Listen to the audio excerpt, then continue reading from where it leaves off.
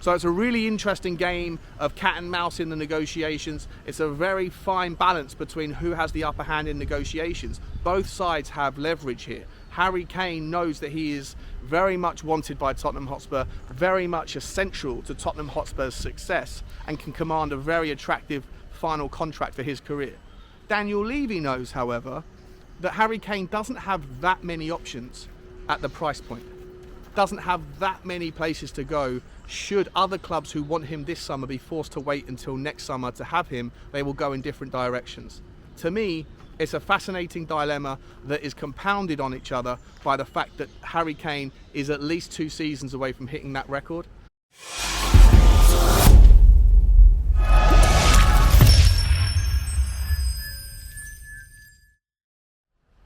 Morning everybody, how you doing? Welcome back to the Spurs Talk Show. I'm Sean Butler. Bugsy Malone's just downstairs right here in front of me. Hope you're all happy and healthy doing the things that you love with the people that you love doing them with. Please do me a favour guys, smash the like button for me on the video, smash the subscribe on the channel if you haven't already, hit the notification bell and drop a comment. Let me know your thoughts on today's topic, which is all about Harry Kane. It's a big week for Harry Kane and Tottenham Hotspur. Allegedly, according to reports, this is the week, either today, tomorrow or Friday, where Harry Kane and Daniel Levy sit down to discuss everything Tottenham Hotspur. A tete-a-tete, a heart-to-heart, a head-to-head, where some sincere questions are going to be asked, and you hope some clear, concise answers will be given around the plan. The discussion, of course, which will ideally lead to some sort of clarity on Harry Kane's future, the options of which, if you've been living under a rock, are as follows. He can either sign a new contract this summer or at any point next season and stay at Tottenham for the length of that contract.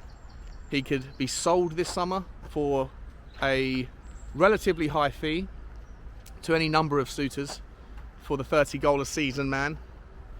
He could be sold in January at the final last chance saloon, similar to Christian Eriksen, for a significantly cut-priced fee. Or he could run his contract down and leave for free next summer. Now, the nuances of this particular negotiation are fascinating. The variables and the influences that will make up the decision are also quite varied, and there's power plays that can be used here on both sides. Obviously, Harry Kane knows how important he is to Tottenham Hotspur and can leverage that influence to get a bumper pay packet if he decides to stay. That will be dependent on the answers that Daniel Levy give around how likely we are to compete, how much money is there going to be spent, who's going to have the influence, are you going to continue to get involved in transfers and make the wrong decisions, all of those things. Hopefully he'll hear the answers that he wants to hear. However, at the same time, Daniel Levy also has some negotiating tactics in this particular one, and we're going to go through them right now. But before we get to that, we'll look at the influences on what will likely shape Harry Kane's outcome. First and foremost, it's the price. What price will Daniel Levy ask for Harry Kane if Harry Kane says to Daniel Levy today or this week, I want out? According to reports, the number could be as high as £125 million. Now, first and foremost, there's not many clubs around that will be able to afford that. There's also the highly unlikelihood, in my opinion, that any club would likely pay £125 million for a player with 1 year left on his contract that's already in his 30s. It doesn't really make economical sense, unless perhaps you're talking about teams from, say, Saudi Arabia, who have the propensity to spend as much money as they want and are seemingly looking increasingly likely to do that more and more often. The reason I mention them specifically is because yesterday Karim Benzema from Real Madrid alerted his bosses at Real Madrid to the fact that he had received an eye-watering, mouth-watering offer from Saudi Arabia, and because of the stage of his career that he is at, he is looking at it and wants maybe that massive final payday to secure his family for the next 10 generations. So £125 million, it's a tall order for me. I think that the correct price where negotiations will probably be interesting, that kind of Goldilocks zone of not too high, not too low, is about 80 to £100 million. Anything less than that, and I think that Daniel Levy has to make a long, hard thought process that results in the decision that it's not worth losing him for that final year for anything less than sort of £80 million, because the difference of Harry Kane's 30 goals a season could in all likelihood be the difference, of course with a few other additions to the squad, of finishing 5th or higher or 6th or lower. And of course next season, if you finish 5th, or if Tottenham specifically finish 5th, we would have enough coefficient points in the European status to be able to qualify for the Champions League under their new system for the 24-25 season. That's not the same for every team. It depends on your European heritage and how many points you have in the bank. But for Tottenham specifically, if we finish 5th, we would be able to make it into the Champions League next season. And so if you do finish in the Champions League, and let's say you do okay in the group and you win a few games and you qualify out of the group and make it to at least the last 16, then you're going to make about at least £75 million, 70 to £75 million from the combination of match day receipts, commercial merchandising, hospitality, obviously TV prize money, TV money, and campaign prize money, as well as the additional money from the Premier League prize money for finishing in 5th rather than lower down. So, if Daniel Levy believes that having Harry Kane for one final season is the difference between Champions League and not, then anything less than £70 million, £75 million is not worth it. To a buying club, anything more than £100 million, then it probably makes not a lot of sense economically if you are in the usual realm of clubs who have to adhere to FFP rules and amortization purposes. So there's the price tag. The second influence is, where will he be allowed to leave if he is allowed to leave? Daniel Levy has intimated, according to reports, that he's under absolutely no illusions. He will not sell Harry Kane to Manchester United, who is the only candidate in the Premier League that Harry Kane has intimated he would like to join.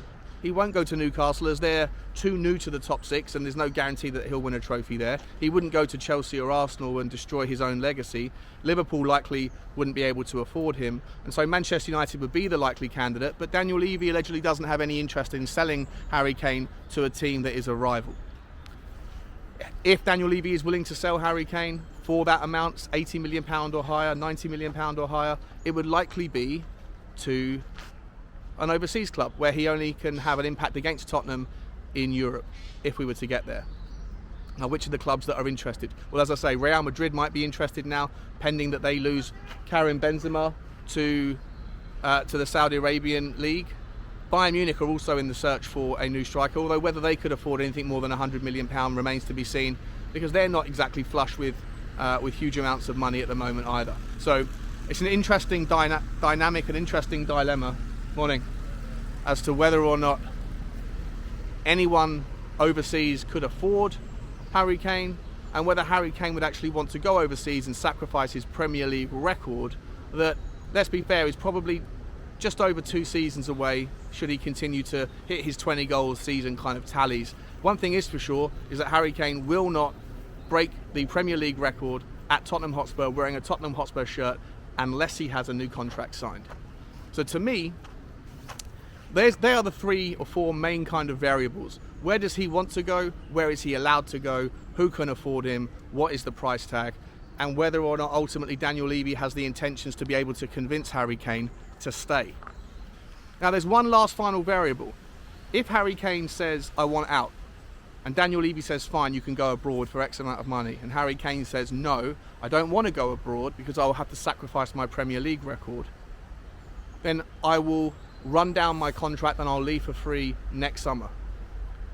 The problem with that scenario for Harry Kane is that in all likelihood the teams in the Premier League that want him or could have him this summer won't need him next summer. Reports out today are suggesting that Manchester United are looking at Dusan Vlahovic from Juventus, a player that Tottenham were interested in, Arsenal were interested in 12 months ago. A very good player, hasn't hit the ground running particularly at Juventus since his move, and Juventus need the money. He'll be available for far cheaper, in my opinion, than what Harry Kane would command. He's got far more lifespan, far more shelf life, and easier to amortise on the books from an FFP perspective for Manchester United. What about Rasmus Højlund? The guy who's hit the ground running and smashing things up at Atalanta. He would be an absolute dream world to work in any of the Premier League clubs that play with attractive front foot fast football. There are other options for Manchester United, and if Daniel Levy plays hardball this summer, Manchester United may be forced to make a decision and go in a different direction by the time this season starts in August. That might lead to a situation where next season, when Harry Kane's contract runs out, nobody in the Premier League who can offer him the guarantees of a trophy or the higher likelihood of a trophy actually need him anymore. And then he might end up thinking, well, if I'm going to leave to go somewhere where I'm not going to win a trophy, then I might as well stay at Tottenham, because he won't have got his Premier League record by this time next season. So it's a really interesting game of cat and mouse in the negotiations. It's a very fine balance between who has the upper hand in negotiations. Both sides have leverage here. Harry Kane knows that he is very much wanted by Tottenham Hotspur, very much essential to Tottenham Hotspur's success, and can command a very attractive final contract for his career. Daniel Levy knows, however, that Harry Kane doesn't have that many options at the price point. Doesn't have that many places to go. Should other clubs who want him this summer be forced to wait until next summer to have him, they will go in different directions. To me, it's a fascinating dilemma that is compounded on each other by the fact that Harry Kane is at least 2 seasons away from hitting that record. And so if he thinks that the record is more important than anything else at this stage of his career, then leaving the Premier League is too much of the hard basket.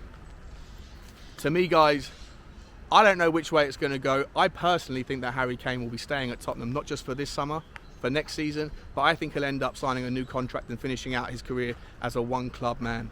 I just think that the timings of how long it's going to take to break that record, the sacrifice to give up that record if the only option is to go abroad this season, this summer, is too much. He can win a Champions League or a domestic cup or a league title at Real Madrid in 3 years' time once he's got his Premier League record.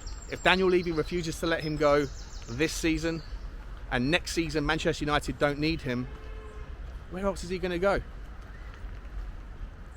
I don't know which way it's going to go. Let me know your thoughts, and we'll discuss this later on the live stream. Like, subscribe and comment, and as always, guys, bye bye.